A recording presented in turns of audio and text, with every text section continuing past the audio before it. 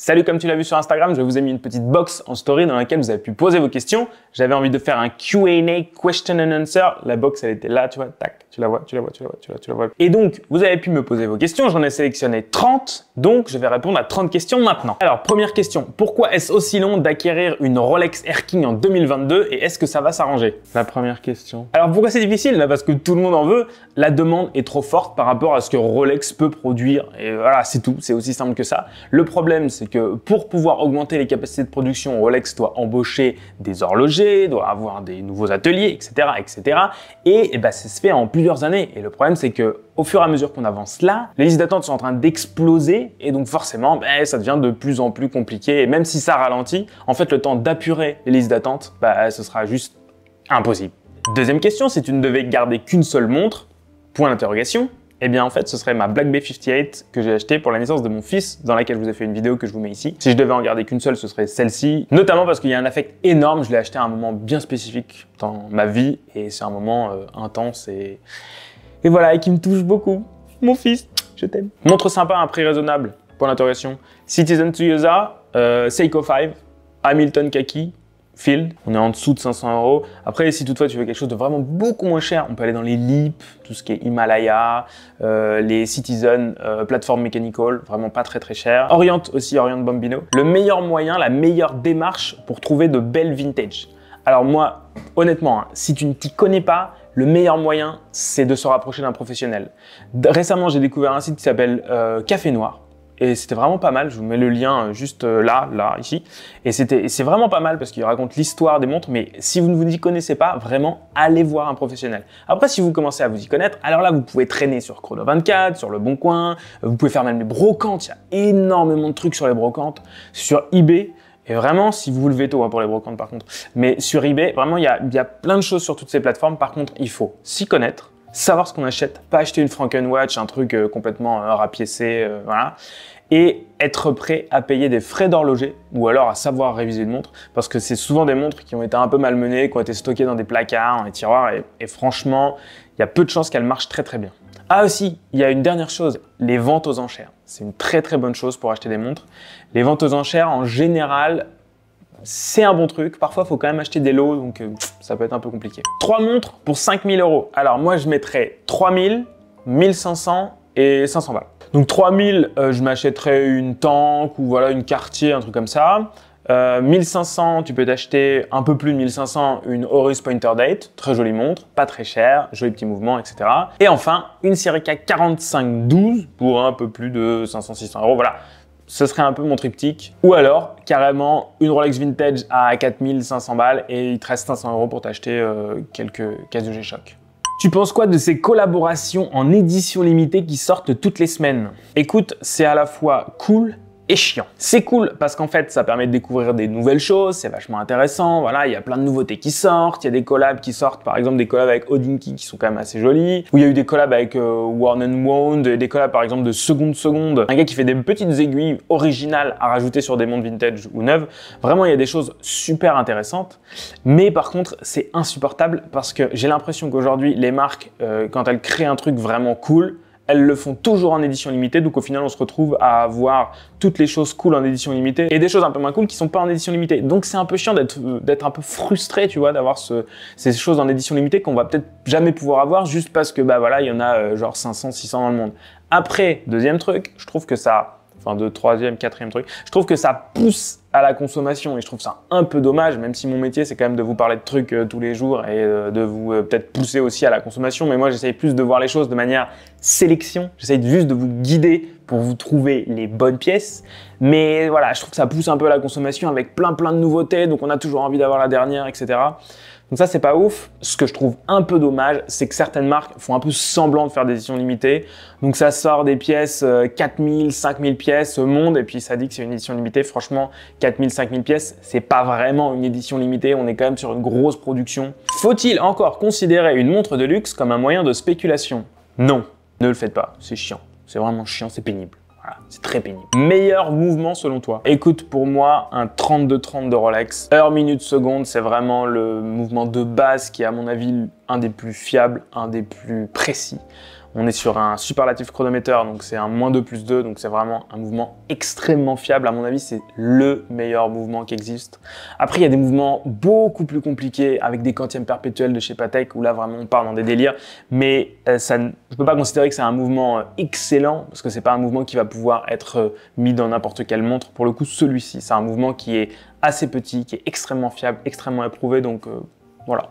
Tu as ma réponse. La meilleure surprise de 2022 chez de nouvelles marques ou des marques récentes. Écoute, la Serica 8315, à mon avis, c'est une super petite nouveauté. Enfin, au début, je l'aimais pas du tout cette montre. Quand l'équipe me l'a montrée, je me suis dit, waouh, ok, j'étais pas prêt, quoi. Et en fait, après l'avoir revue, l'avoir reportée, etc., je la trouve vraiment magnifique, elle a une vraie présence au poignet. Et puis si on prend en compte toutes les spécificités de la montre, alors là, bon, ça devient un peu délirant pour le prix, quoi. On a un chronomètre, pas un chronographe, hein, un chronomètre. Chronomètre, chronographe, vous l'avez. Chronomètre, c'est Koske, donc contrôle officiel suisse des chronomètres. Et chronographe, c'est quelque chose qui mesure le temps. Voilà, ça non, vous l'aviez peut-être pas. J'ai l'impression que tu l'avais pas celle-ci. Il y a aussi les Nivada Chronomaster qui sont revenus. Bon, après, est-ce que c'est des nouveautés? Non, parce que c'est un peu c'est des rééditions, des répliques de montres qui ont déjà existé. Baltic a sorti une montre en titane qui était vraiment sympa. Il y a vraiment tellement de choses, tellement de choix. Même moi, j'aimerais faire des vidéos sur toutes ces marques, mais c'est, enfin, je veux dire, là, je peux y passer tous mes jours et mes nuits. Il y a vraiment énormément de nouveautés dans les marques horlogères et c'est très excitant. Un avis sur la marque Baltic. Tiens, je vais juste en parler. Je vous en ai déjà parlé. J'ai parlé de la Aquascaf et de la Micro Rotor récemment. Voilà, je vous mets les vidéos ici et franchement, c'est une super marque, si tu veux un résumé. Super marque, pas très cher. Ils ont une proposition de valeur qui est vraiment qualitative, notamment sur celle en titane, ou une montre en titane à moins de 1000 € avec un insert en céramique. Enfin, c'est vraiment quelque chose de très qualitatif. On passe à la question numéro 12. Tu pourrais présenter un modèle emblématique de chez Omega? Oui, je vais y penser, il faut que je le fasse.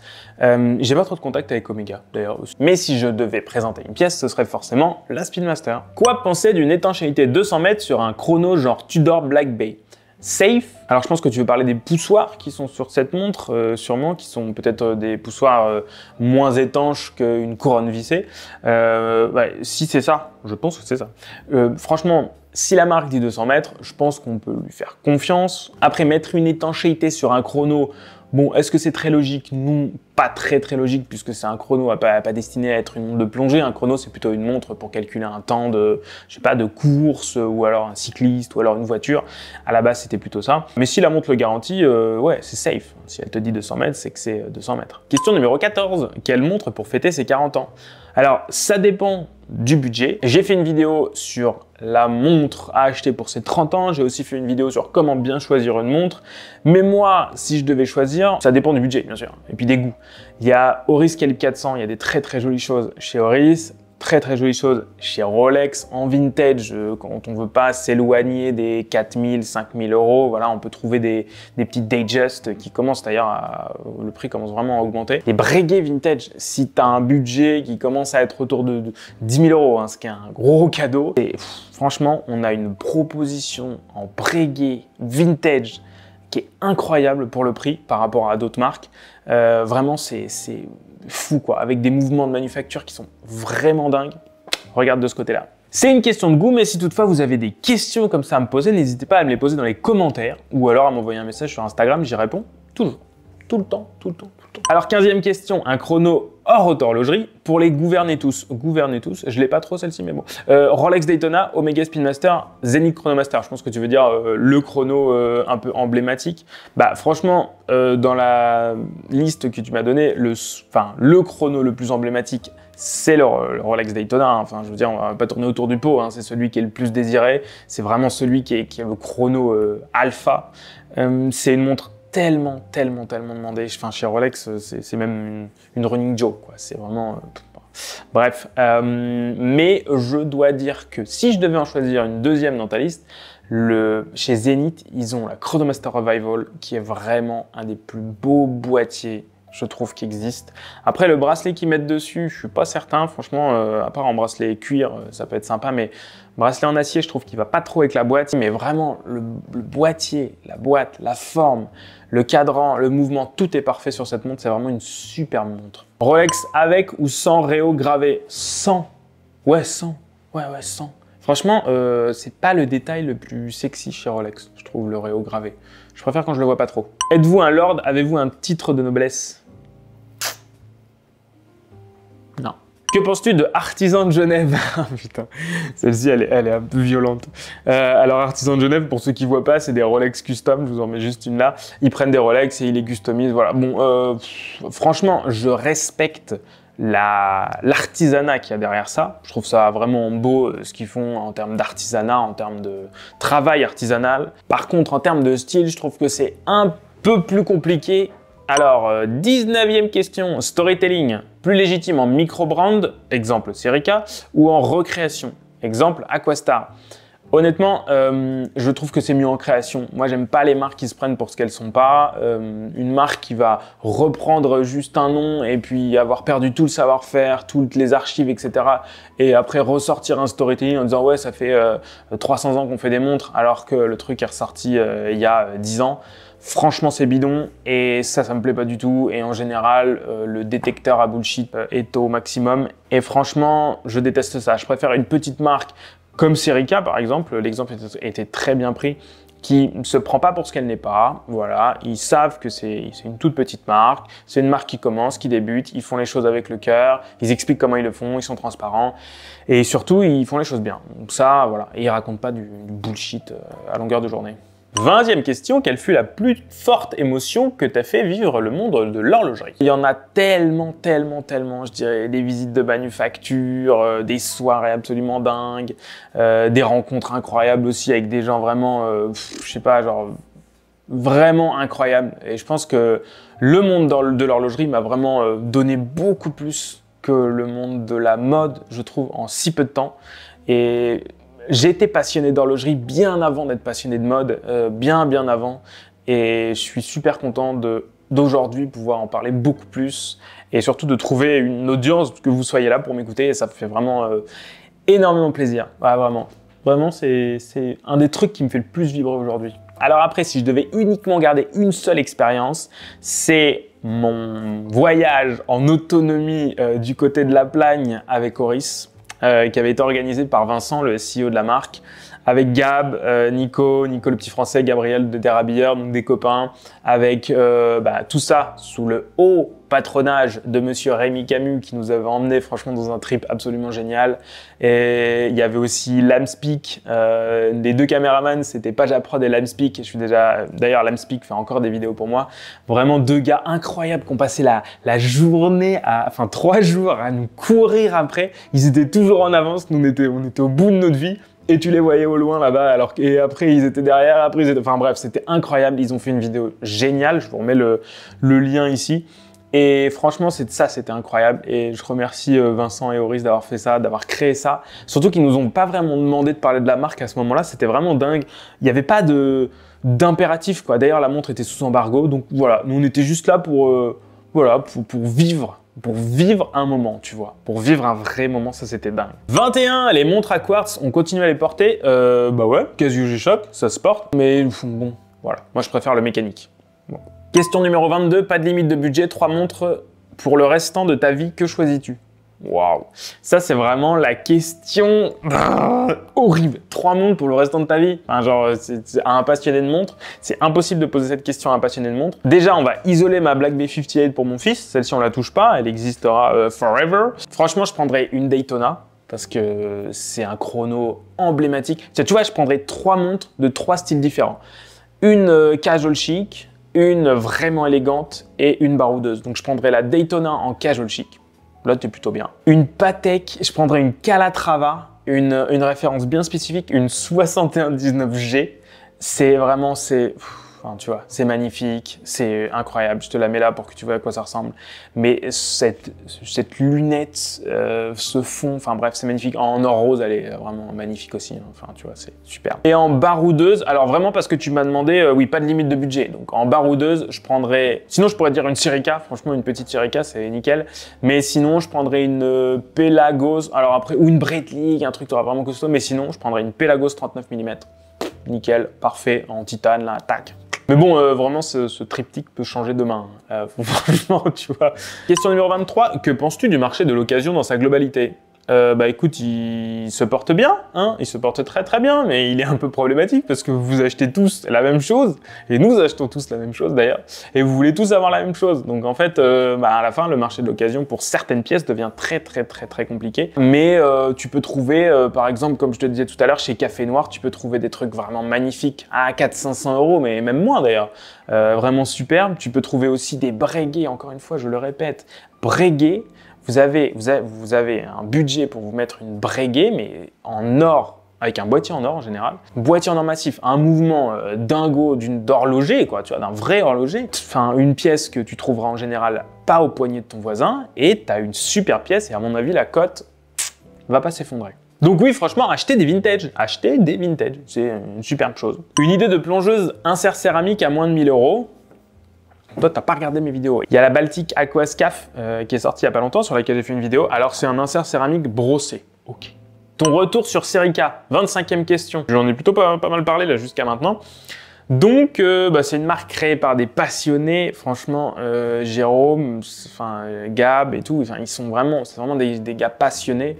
Jérôme, franchement, Jérôme, je pourrais faire une vidéo juste sur Jérôme. Jérôme, c'est le gars qui est à la fois extrêmement énervant parce qu'il est pointu surtout à chaque fois. Tu peux pas le coller, ce gars. C'est genre, tu peux pas le coller. Et en même temps, c'est incroyable, c'est passionnant. Tu discutes avec lui.